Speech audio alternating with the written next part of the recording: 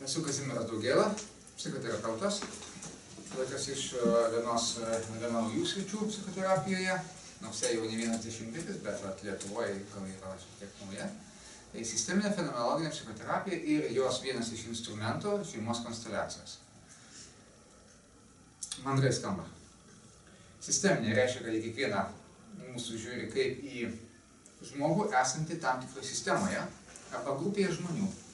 Žmonių rate, žmogus tarp žmonių rate. Ir kiekvienas mūsų priklauso tam tikrai žmonių sistemai.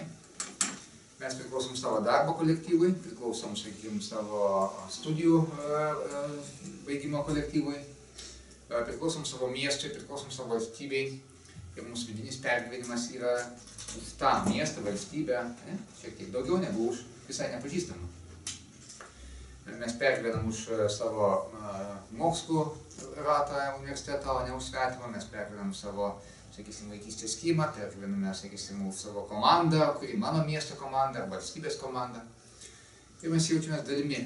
Drąsiai mes jaučiamės dalimi organizacijos, kuriai dirbame. O labiausiai mes esame dalimi sistemos, iš kurios mes gavom patį gyvenimą. Tai yra šeima ir giminė. Ir jei mes priklausom ne tik sąmoningai, bet ir nesąmoningai.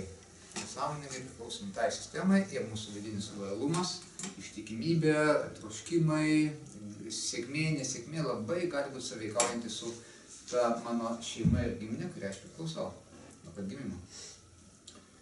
Nes tikrai sako, kad jeigu aš sakiau, kad ne, aš niekada nebūsiu tokia kaip mano mama, o paskui kažkiek metų žiūriu moteris, kad ne vis labiau tampa tai kaip mama, kažkame. Vyras sako, aš niekada nebūsiu toks kaip tėvas, žiūrėk, po kažkiek laiko jis vis labiau su savo vaikais, su savo žmona, ar dar su kažkuo, kartais padarykis tai kaip tėvas. Ir dažnai tame, ką nesakė, nenoriu, kad tai būtų. Taigi, tie visi vidiniai procesai pasirodo yra labai stiprus ir šitas sritis psichoterapijos arba ir žmogaus pažinimo jinai žvelgia į tai, kaip mes sąveikaujame ir kodėl kartais mūsų troškimai, siekiai, sėkmė, nesėkmė ir kalbant šios dienos tema partnerystės tema, dažnai matome, jog tirdami žmogaus vidinį pasaulį, matome, jog ir sėkmė, nesėkmė partnerystėje gali būti labai didelį įtakojimą mano priklausomo šeimai ir giminei. Aišku, tai nieko nepraeina, jeigu, pavyzdžiui, sakykime, žmogus sako, šeimoje nematė tėvų gero santykių modelio, taip, jam sunku kurti savo šeimos modelį sveiką, jeigu ten buvo gyvi ir barniai. Tačiau lygiai taip pat mes galime pamatyti, kad esant netgi geram tėvų santykiui, vaikas gali tiesiog nesugebėti įdėti ir priimti meilę. Esant visai gražiam tėvų gyvenimui, gali būti, kad vaikas nesugeba išlaikyti partnerį ar partneris, arba netgi susirasti. Iš kurgi tai? Klausimas.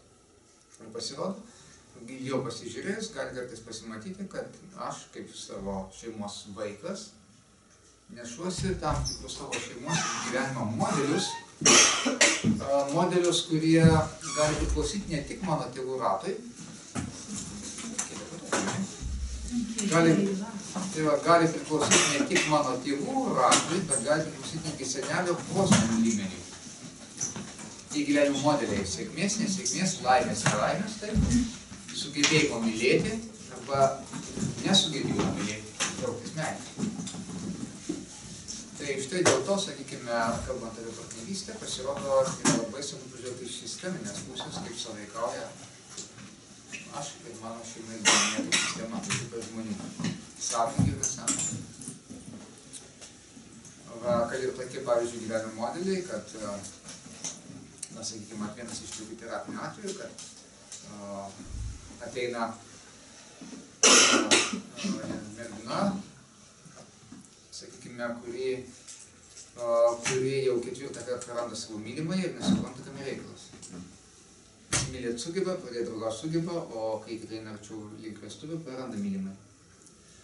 Ir kai pasižiūrėjom giliau jos vidinį pasaulį, pavyko pamatyti, jog jos močiutė rado sužadėtinį. Rado sužadėtinį, kažkas įvyko, ar jisai išvyko į kitą kraštą, ar panašiai rado sužadėtinį. Ir būtent dėl to, nors jos mamos šeima su tėvu gyvena viskas tvarkingai, bet jos viduje kažkodėl gyvena modelis, kad negali džiaugtis mylimu vyru. Ir tuomet gaunasi, kai tik jinai artėja link partnerystės, kad pereiti į etapą vestuvės, kažkas pradeda vykti, jinai pradeda, sako, aš pat nesuprantu, kodėl, aš pati pradedu prisikabinėti, badyti, durti savo, kaip sakant, liaudiškai savo liežuviu, priekabiais ir nesuprantu, kodėl, bet taip gaunasi. Ir taip sako, neprarado 3 mylimus vyrus, tie, kurie galėjo būti partneriais. O 4 buvo tvirtesnis, jis išlaikė jos visą tą badymąsi, išlaikė, bet pati jinai pabėgo paskui.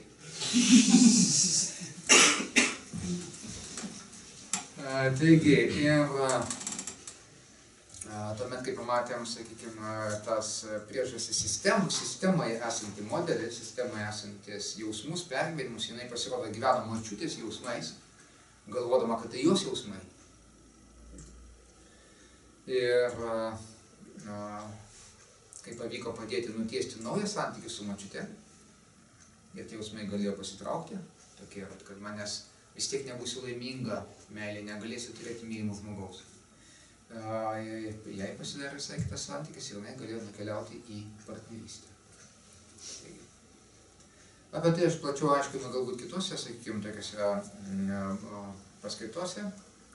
Nes tai šiandien šiek tiek pristatant tą sisteminį požiūrį, kad kiekvienas mes esame dalis šeimos, dalis giminės ir kartais mūsų troškimai, ketinimai, siekiai tokio vyro ar tokios moters taip pat gali būti sąlygoti mūsų įsivaizdavimu, kurie, sakykime, yra tokie, sakykime, man reikia tokio vyro, kaip mano mamos pirmas mylimasis, kurį mama prarado. Ir dukra ieško būtent tokio vyro, kad sugrąžinti tokį vyrą į savo šeimos ratą, kokio trūksta pas mamą dušiai.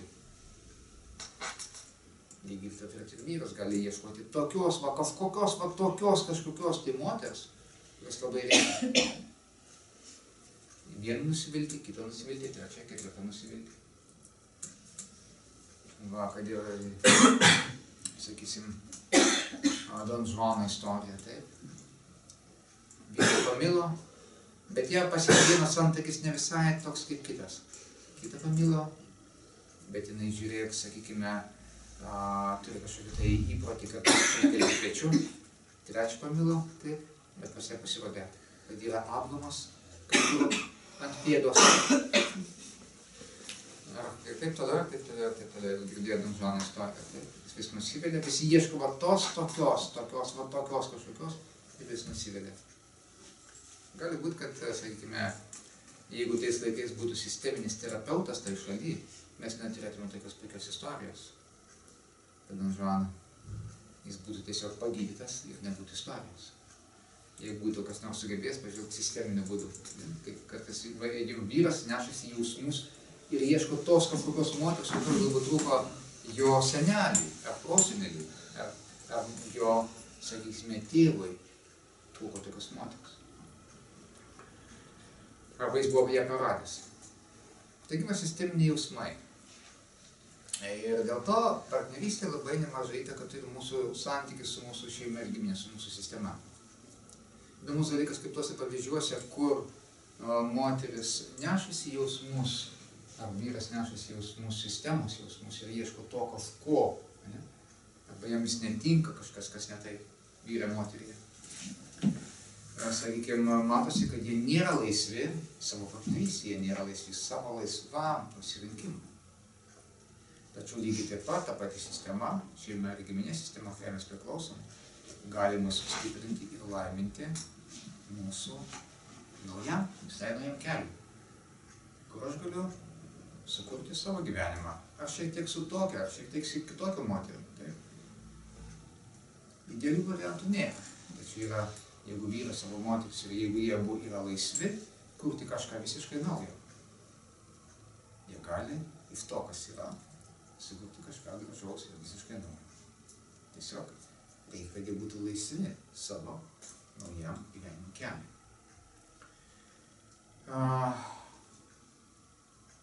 Ir štai su šita terapijos sritim pavyko pažvelgti tos vidinio gyvenimo procesus Ir su šeimos konsteliacijų metodu kaip su įrankiu pavyko pažvelgti į vidinius gyvenimo paveikslus. Konsteliacija žodis tai reiškia lietuviškai būtų išdėstymas. Tai būtų žmogaus, mano žmogaus arba šeimos vidinio gyvenimo paveikslų išdėstymas. Ne kas tai yra? Pavyzdžiui, pas vieną, ne? Pas vieną moteris visi vyrai yra tiesiog Dievo siųsta dovana moterims. Tai paėmė visi.